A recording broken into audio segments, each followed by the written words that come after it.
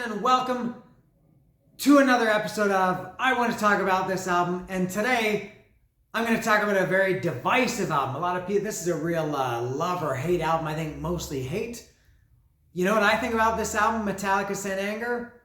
You're going to have to wait or possibly even scroll ahead a few seconds to find out. Before I get to St. Anger, just briefly, do you remember maybe a year and a half ago last summer when I was buying all kinds of stuff from Amazon? And I used to start these videos with complaints about Amazon, how many times they sent me the wrong items, sent me, I guess that was mostly the problem. There was at one point, out of 10 orders, 7 were incorrect. They sent me the wrong thing 7 times out of 10. It was horrible. I had enough of their crap. I canceled my Amazon Prime. Well, guess what? They're at it again. I've bought like maybe 5 things from Amazon this year. And most recently, if you were in the live stream a couple weeks ago, first of all, thank you. You may remember that I mentioned that I desperately needed a new phone, but I had to save some money for it. Because I was going to pay for it, obviously, with my credit card, but I wanted to have enough money to pay for the whole thing when it was due. And so I ordered it a couple of days ago, and I got it, and guess what?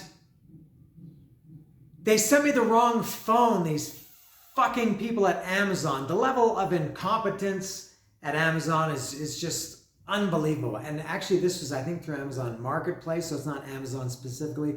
But I don't care. I'm going to take it out on Amazon because it is under the Amazon banner, or it's all under the Amazon umbrella. So my God, and just to send it back is, as I've said before, it's a nightmare. They make the most difficult thing in the world to send it back, and I'm really dreading it. But there's no way I'm keeping this phone they sent me. It's like I swear I know that these people who sent it, they said, okay, he wants this phone and this phone with this color, this memory.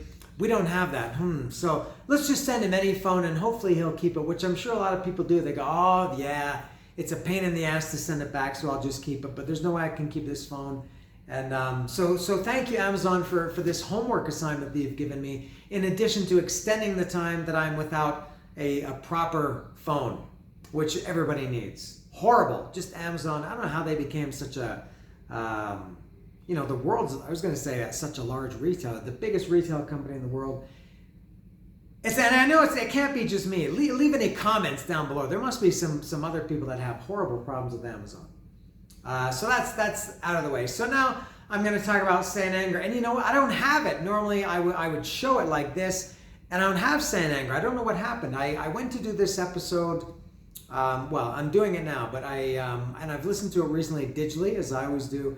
And then right before I do these episodes, I get the record or the CD out, and I never had it on record, of course. It came out in 2003. And I went to get it, and I have no idea where it is. I have every single Metallica album that they've recorded in my collection over here physically. I have no idea why I sent it. I know I bought it. I bought it the day it came out, and I have no idea where it is. So and I'm very familiar with it. I don't need notes for it, but because I was going to write down the names of the track listing, the song titles anyway, I did write a few notes. So I have nothing to show you today, but you know what it looks like. It's about this big, the CD. It's kind of orange with a red hand, kind of with some ropes or something around it, tying the angry fist together. I guess that's supposed to be St. Anger or maybe Stanger. I'm not sure. But I will go through it track by track. And you know what I think about this record? I like it. I like it way more. I'm close to even to loving it. I think there's a lot of great things on this record. Some things that I'm not too keen on. But overall, I think it's a great record. My opinion of this record has not changed over the years. Sometimes you love something, and then as time passes, you think, oh, it's not as good as I remember. Or the opposite, I think, is more likely. You don't like it, and then as time passes, you like it. This was similar to, in the last episode I did, that was Iron Maiden, No Prayer for the Dying. And this is, I think, kind of like that. They were not considered very good albums by each of those bands, Metallica and Iron Maiden. And I liked Iron Maiden, No Prayer for the Dying, more than I remembered. Stanger, I think I like it as much now as I did then, and my opinion hasn't changed. The things that I don't like, I still don't like. the things that I like, I still like, maybe I like even more. Maybe some people say, I hated it when it came out, but I love it now. I don't know, but I liked it then and I liked it now. And I will say that this is pretty much, for the time that this came out, this was a perfect Metallica record. I don't mean perfect in the sense of Master of Puppets or Ride the Lightning or Injustice for All or the Black Album or Kill 'Em All or anything like that. But at this time, and I'm starting to talk about it now, this came out in 2003. And this time Metallica was really, really, really hated. They were still popular, but kind of a weird situation. They were still selling, I guess, lots of records and touring stadiums, but they were really, really hated. So, and you know, there's some things I want to bring up, and I hate bringing them up just because they've been talked about forever, but you kind of have to do it. The first one I'll talk about is the Napster problem. Now, the Napster problem was around 2001, and so this is their first album after that. And so I think people had pre-decided that, if that's a word, I think you know what I mean. People knew in advance. They had made up their minds, fuck you, Metallica, I'm not going to like you anymore, and I don't care what you do, I'm going to hate you. I'm going to hate you for this next record. So for an album like Stanger, which is pretty different and pretty drastic for Metallica in some ways, it's kind of good that they got that out of their system, because no matter what they did, it's kind of like if they had done a great album, if they had gone back to being the Metallica of the classic albums, and if they had Fleming Rasmussen producing it, I think everybody would have still hated it, and that album would have maybe gone to waste. But I think it was good that they did a bad or a different album that was not going to be well received no matter what. So part of it was Napster. Part of it is also the lineup changes. I talked about this with No Prayer for the Dying, that Adrian Smith had left for No Prayer for the Dying, and metal fans don't really like change or lineup changes. And so Jason Newsted had left, I guess, a year or two prior to this album coming out. And a lot of people were not happy about that, change in the Metallica camp. And then even more reason to not like that was, they never really found a replacement member for him for Saint Anger. They used Bob Rock. And a lot of people never liked Bob Rock, going all the way back to the Black Album, because they think that Bob Rock was responsible for Metallica selling out, which is ridiculous, and changing their sound, which is probably also ridiculous. So Jason Newsted is gone. Bob Rock is in. Bob Rock is playing bass. Napster, oh my God, this album sucks, even though I haven't heard a note of it. I'm sure a lot of people had that in their mind without, which is pretty stupid. But the seeds were planted for Saint Anger to be a bad album. And a lot of people hated the album cover too. And everything. James Hetfield was not writing all the lyrics. This was the first and only Metallica album that Hetfield wasn't. I guess it was a group effort. Everybody else chipping in to write the lyrics. So there's a lot of things to not like about this album. But for me, the thing that I loved about this album was, and I talked about this when I did Garage Inc., 3 weeks ago, whenever that was. And for me, that was the first album since really maybe the Black Album, but realistically the first album since Justice for All, where they were kind of thrashy again. Even though they were covers, it was still great to hear Metallica playing kind of heavy, fast, the covers, free speech, free speech, free speech for the dumb, The More I See, the Merciful Fate medley. That was metal, and Metallica hadn't really been. I mean, they were metal, but they were not like Metallica metal since Injustice for All. And I think this album continued with that. It was great to hear Metallica playing loud, thrashy, noisy, angry, shouty, James Hetfield hollering again. Very raw. I thought that was great. I really liked that about it at the time, and still like it now. I guess Metallica, they had kind of grown out of their reload phase of playing more. I never thought of Metallica as hard rock, but not as metal. There was not a lot of melody on this album, which there had been on the previous albums. There's no quiet songs, even going back to Fade to Black, Welcome Home. parentheses, Sanitarium, One, and then The Unforgiven, and then even more, Nothing Else Matters. And then, Load had Mama Said and Hero of the Day, which were kind of quiet. Reload had Low Man's Lyric. This had no quiet songs. This is all just heavy, loud, aggressive. And I like that. I welcomed hearing Metallica back like that. To me, it was, I guess, a step in the right direction. That was not enough for a lot of people. But, and then another reason why I think this album was not well received was obviously the accompanying documentary, Some Kind of Monster. I don't know why people don't like that. I thought it was a great, look into. There's not too many bands that would let anybody see them at that point. The Metallica was the fighting and the dramatics and I don't know the maybe diva behavior, the rehab that James Hetfield was in. A lot of people didn't like that. I think it's because they associated that documentary with this album. Excuse me. Which they didn't like, so they kind of put it all together. I don't like the documentary because I hate the album. And I hate the documentary because I hate the album. I think those all kind of went together. I like it. The other main reason why people don't like it, and I know I'm going kind of all over the place here. Big reason, two big reasons why people don't like it. One, and again, these are the two things that I hate to say. The drum sound.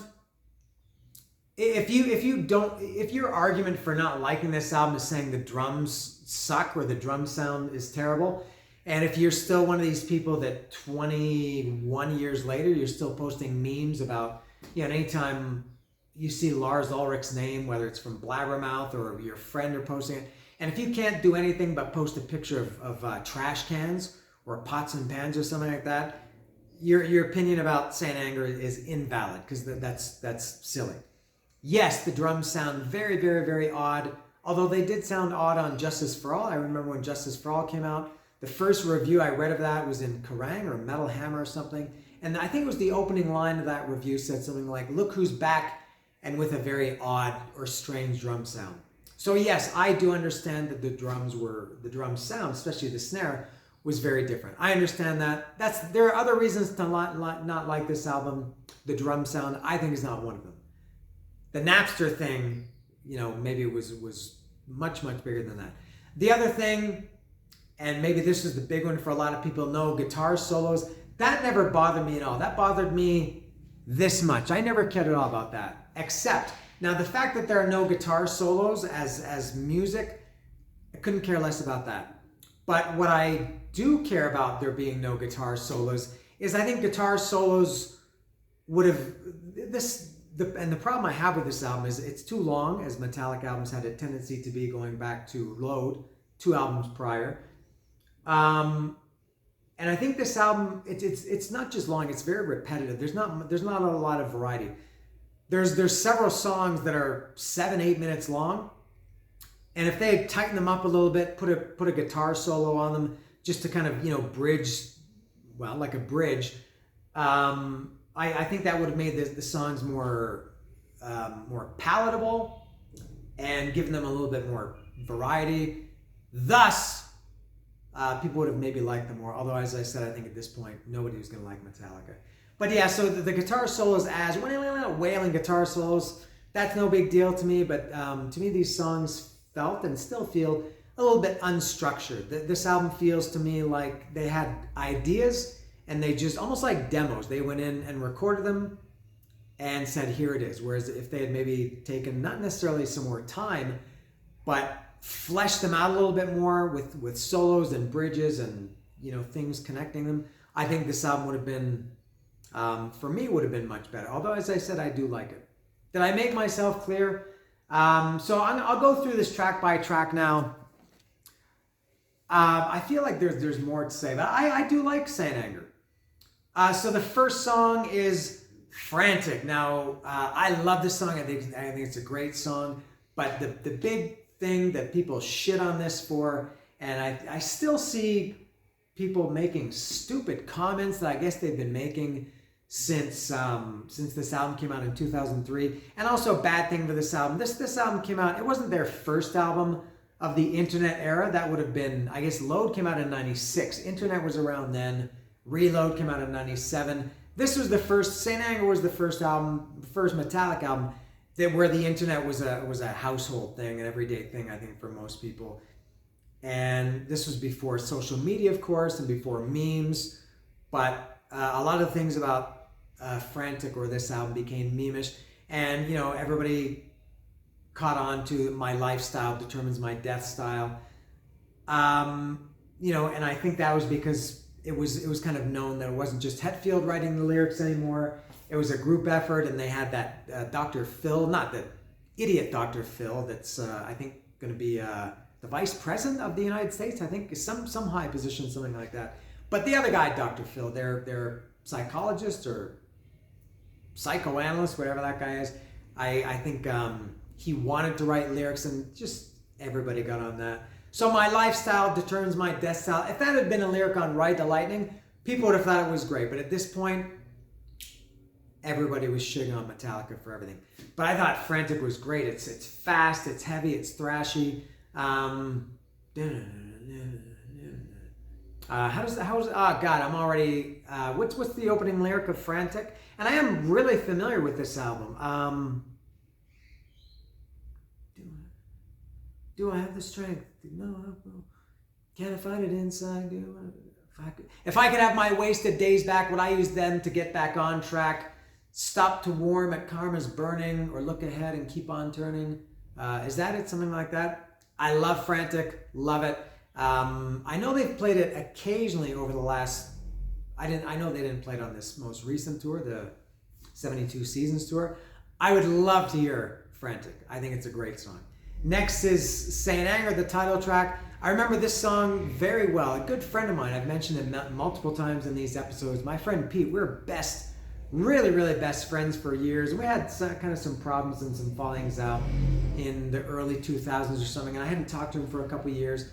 And he sent me an email when Stanger came out, or when the song St. Anger came out. I think the video was the first time that people heard the song. And he sent me an email saying, hey, what do you think about it? I said, I loved it. And again, for the same reasons that I mentioned earlier, this was Metallica being kind of fast and angry and thrashy again. And Hetfield was barking and shouting. This was maybe a little bit, I mentioned there's not too much melody on this album. I guess the verses here are a little bit melodic. Saint Anger around my neck.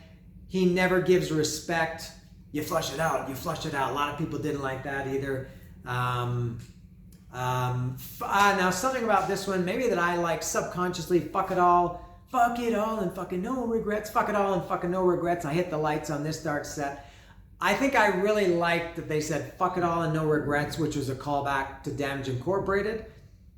And I hit the lights on this dark set, hit the lights being the first Metallica song on Kill 'Em All. Maybe just a little, I don't know if it was, I'm sure Metallica was very aware of that.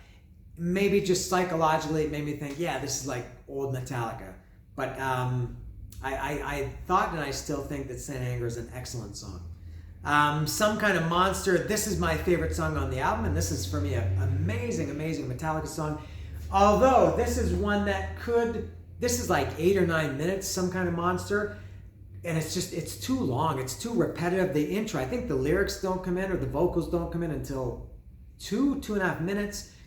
And by that point, they've kind of repeated some things again. They could have shortened that song to 5 or 6 minutes, maybe even 4 or 4.5 minutes. And I think it would have been maybe even better. But I love the lyrics to this, and I can't remember them. These are the hands that... it was one of these lyrics like...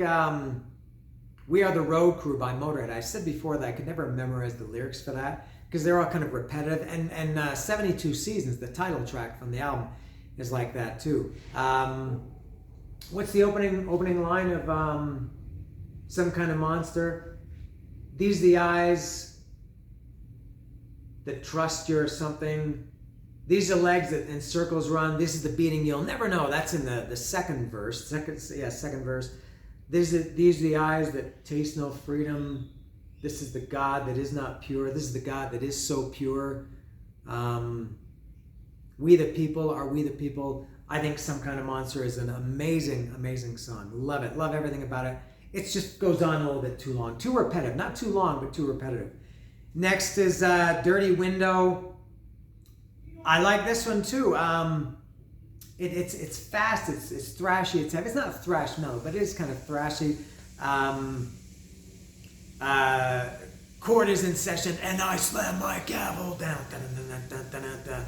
Very heavy. And there's the line in this is I'm judge and I'm jury and I'm executioner too. It's got that. It's kind of a weird, quiet part in that song. I'm judge and I'm jury and I'm executioner too. And in my head, I always heard that as, because I'm a big Seinfeld fan, I'm George and I'm Jerry and I'm Cosmo Kramer too. I'm judge and I'm Jerry. I'm judge and I'm jury and I'm executioner too. I'm George and I'm George and I'm Jerry and I'm Cosmo Kramer too. I always had that weird association with Seinfeld and Metallica. But I really like Dirty Window. Next is Invisible Kid. I love this. This is maybe my second favorite after Some Kind of Monster. It's got a great riff, great groove. Open your heart, I'm beating right here. Open your heart, I'm beating right here. Open your mind, I'm beating right here, right now. Love that. Next is My World.